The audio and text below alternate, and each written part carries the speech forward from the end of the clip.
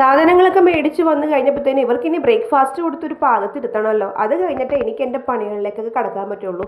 ഞങ്ങളിവിടെ 24-ാം തീയതിയാണ് കേട്ടോ ക്രിസ്മസ് ആഘോഷിക്കുന്നത്. അതിൻ്റെ കാരണമൊക്കെ പുറകെ എപ്പോഴെങ്കിലുമൊക്കെ പറയാം. അപ്പം ഞാൻ എന്താ രാവിലെ തന്നെ ബ്രേക്ക്ഫാസ്റ്റിന് വലിയ ആഡംബരമായിട്ടൊന്നുമില്ല, ഏറ്റവും ചുരുങ്ങിയ രീതിയിൽ തന്നെ ഇവർക്ക് അങ്ങോട്ട് കൊടുത്ത് കഴിപ്പിച്ചങ്ങ് വിടുകയാണ്.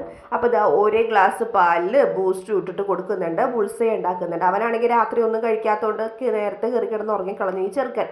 കരോളുകാർ വന്നത് നോക്കി നിന്ന് സെറ്റി പുറത്തിടന്ന് ഉറങ്ങിപ്പോയി. അപ്പോൾ അവന് വിശന്നിട്ട് പാടില്ല, വേഗം തായെന്ന് പറഞ്ഞപ്പോഴത്തേന് എളുപ്പത്തിൽ ഉണ്ടാക്കാൻ പറ്റുന്നത് ബ്രെഡും ബുൾസയാണല്ലോ.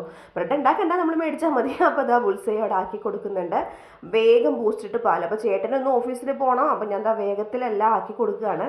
അവനാണെങ്കിൽ അതിൻ്റെ മേളിൽ കയറി ഇരുന്നാലേ ഇറങ്ങുള്ളൂ എന്ന് പറഞ്ഞിട്ടുണ്ട്. അവസാനം ഞാൻ പറഞ്ഞു, ദൈവത്തെ ഓർത്ത് ഡൈനിങ് ടേബിളിന് മേളിൽ പോയിരിക്കുന്നത്, ഇത് അപ്പാടെ എന്നെ കൊണ്ടുപോയിക്കോ എന്ന് പറഞ്ഞിട്ട് ഞാൻ എന്താ എനിക്കും തിരക്കാണ് കേട്ടോ. കാരണം ഈ അടുക്കളയെല്ലാം ഇങ്ങനെ പതക്കോയിട്ട് കിടക്കുന്നുണ്ട്.